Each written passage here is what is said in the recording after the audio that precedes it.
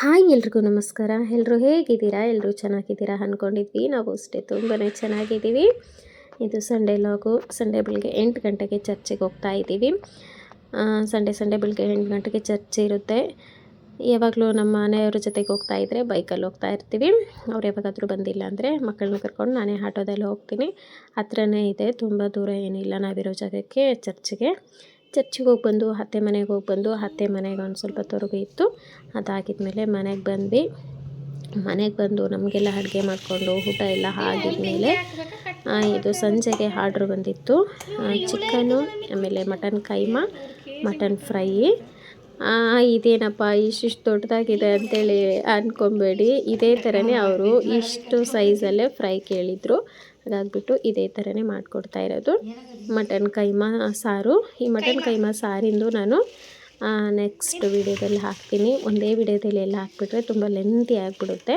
ಹಾಗಾಗ್ಬಿಟ್ಟು ಚಿಕನ್ ಫ್ರೈನು ನಾನು bachelor chicken fry ಹೇಗೆ ಮಾಡೋದು ಅಂತೇಳ್ಬಿಟ್ಟು ನಾನು ಒಂದು ವೀಡಿಯೋ ಅಪ್ಲೋಡ್ ಮಾಡಿದ್ದೀನಿ. ನಿಮ್ಗೆ ಯಾರಿಗಾದರೂ ಯೂಸ್ ಆಗೋದಿದ್ರೆ ನೋಡಿ. ತುಂಬಾ ಈಸಿಯಾಗಿ ಮಾಡ್ಕೊಬೋದು. ಬ್ಯಾಚುಲರ್ ಚಿಕನ್ 10 ನಿಮಿಷದಲ್ಲಿ ಅಡುಗೆನೇ ಮಾಡೋಕ್ಕೆ ಬರೋಲ್ಲ ಅನ್ನೋರು ಆರಾಮಾಗಿ ಮಾಡ್ಕೊಬೋದು. ತುಂಬಾ ಟೇಸ್ಟಿಯಾಗಿರುತ್ತೆ ಆ ಚಿಕನ್ ಫ್ರೈ. ಇವಾಗ ನಾನು ಮಟನ್ ಫ್ರೈ ಮಾಡೋದು ಮಾತ್ರ ತೋರಿಸ್ತಾ ಇದ್ದೀನಿ. ಒಂದು ಕಡೆ ಕುಕ್ಕರ್ ಇಟ್ಕೊಳ್ಳೋಣ.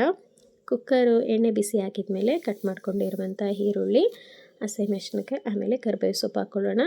ಕರಿಬೇವು ಸೊಪ್ಪು ಕಡ್ಡಿ ಸಮೇತ ಹಾಕೋದ್ರಿಂದ ತುಂಬ ಚೆನ್ನಾಗಿರುತ್ತೆ ಫ್ಲೇವರು ಮಟನ್ ಸೂಪಿಗೆ. ಯಾವಾಗಲೂ ಮಟನ್ ಸೂಪ್ ಮಾಡಬೇಕಾದ್ರೆ ಇದೇ ಥರನೇ ಕರಿಬೇವು ಕಡ್ಡಿನ ಸೇರಿಸ್ಕೊಂಡು ಮಾಡ್ತಾ ಇರ್ತೀವಿ.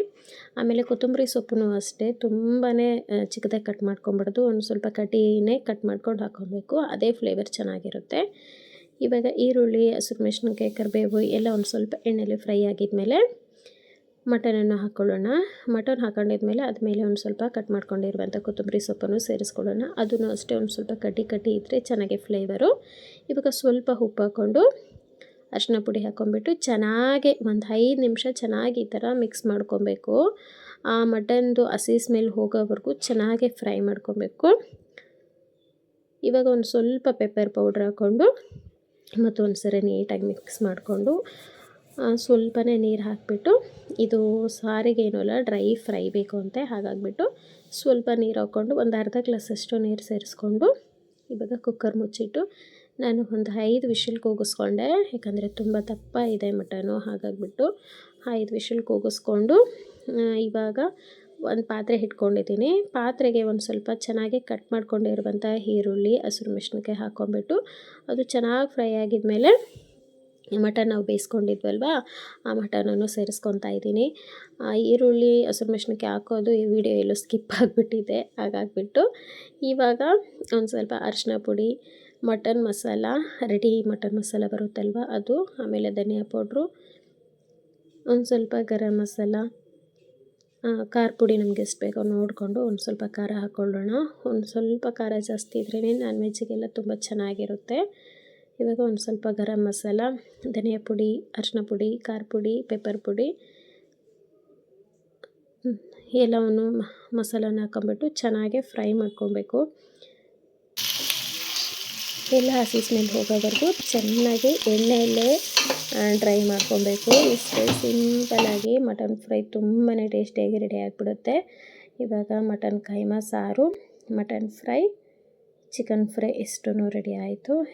ಇನ್ನೇನು ಅಡುಗೆ ಎಲ್ಲ ಮುಗೀತು. ಎಲ್ಲ ಬಾಕ್ಸಿಗೆ ಹಾಕ್ಬಿಟ್ಟು ಪಾರ್ಸಲ್ನ ಕೊಟ್ಟು ಕಳಿಸಿದ್ವಿ. ಇಷ್ಟೇ ಇವತ್ತಿನ ಆರ್ಡ್ರು ನಾನ್ ವೆಜ್ಜು. ಇವಾಗ ಒಂದು ಸ್ವಲ್ಪ ಹೋಳಿಗೆ ಮಾಡಿದೆ. ಹೋಳಿಗೆ ನಾನು ಒಂದು ಸ್ವಲ್ಪ ಎತ್ತಿಟ್ಟಿದ್ದೆ ಫ್ರಿಜ್ಜಲ್ಲಿ. ಮಕ್ಕಳು ನಮ್ಮ ಮನೇಲಿದ್ದರು ಅಂತೇಳ್ಬಿಟ್ಟು ಅವ್ರಿಗೆ ಒಂದು ಸ್ವಲ್ಪ ಕಡುಬು ಮಾಡ್ಕೊಳ್ಳೋಣ ಅಂತೇಳ್ಬಿಟ್ಟು ಮಾಡ್ತಾಯಿದ್ದೀನಿ. ಯಾವಾಗಲೂ ಹೋಳಿಗೆ ಮಾಡಿದಾಗೆ ಮಕ್ಕಳಿಗೆ ಈ ಥರನೂ ಕಡುಬು ಮಾಡಿಕೊಡ್ತೀನಿ. ಒಂದು ಸ್ವಲ್ಪ ಹೂರಣ ಎತ್ತಿಟ್ಬಿಟ್ಟು ಹೋಳ್ಗೆನೂ ಇಷ್ಟ ಆಗುತ್ತೆ. ಈ ಥರ ಕಡುಬು ಮಾಡಿಕೊಟ್ರು ತುಂಬ ಇಷ್ಟಪಡ್ತಾರೆ. ಹಾಗಾಗಿಬಿಟ್ಟು 2 ಮಾಡ್ತಾಯಿರ್ತೀನಿ. ಒಂದೇ ದಿನ ಮಾಡಿದ್ರೆ ಮಕ್ಕಳು ತಿನ್ನೋದಿಲ್ಲ. ಹಾಗಾಗಿ ಫ್ರಿಜ್ಜಲ್ಲಿ ಎತ್ತಿಟ್ಬಿಟ್ಟು ಒಂದು ಸ್ವಲ್ಪ ಈ ಥರ ಕಡುಬು ಮಾಡಿಕೊಡ್ತೀನಿ. ಇದನ್ನು ತುಂಬಾ ಚೆನ್ನಾಗಿರುತ್ತೆ. ಇಷ್ಟ ಇವತ್ತಿನ ವ್ಲಾಗು. ವಿಡಿಯೋ ಏನಾದರೂ ಇಷ್ಟ ಆಗಿತ್ತಂದರೆ ಕಮೆಂಟ್ ಮಾಡಿ, ಲೈಕ್ ಮಾಡಿ, ಶೇರ್ ಮಾಡಿ. ಹಾಗೆ ಗೀತಾ ಫ್ಯಾಮಿಲಿ ಚಾನಲನ್ನು ಯಾರಾದರೂ ಸಬ್ಸ್ಕ್ರೈಬ್ ಮಾಡ್ಕೊಳ್ದೆ ನೋಡ್ತಾ ಇದ್ದರೆ ಸಬ್ಸ್ಕ್ರೈಬ್ ಮಾಡ್ಕೊಳ್ಳಿ. ಪಕ್ಕದಲ್ಲಿರುವಂಥ ಬೆಲ್ ಐಕನನ್ನು ಒತ್ತಿ ಹಾಲ್ ಅಂತ ಕೊಡಿ. ನಾನು ಹಾಕುವಂಥ ಪ್ರತಿಯೊಂದು ನೋಟಿಫಿಕೇಷನ್ ವಿಡಿಯೋ ನಿಮಗೆ ಬರುತ್ತೆ. ವಿಡಿಯೋ ಇಷ್ಟ ಆಯ್ತಂದರೆ ಫಾಲೋ ಮಾಡಿ, ನೋಡಿ, ಸಪೋರ್ಟ್ ಮಾಡಿ. Thanks for watching video. ಮತ್ತೊಂದು ವಿಡಿಯೋದಲ್ಲಿ ನಾನು ನಿಮ್ಮೊಟ್ಟಿಗೆ ಸಿಗ್ತೀನಿ. ಅಲ್ಲಿವರೆಗೂ ಟೇಕ್ ಕೇರ್. ಬಾಯ್.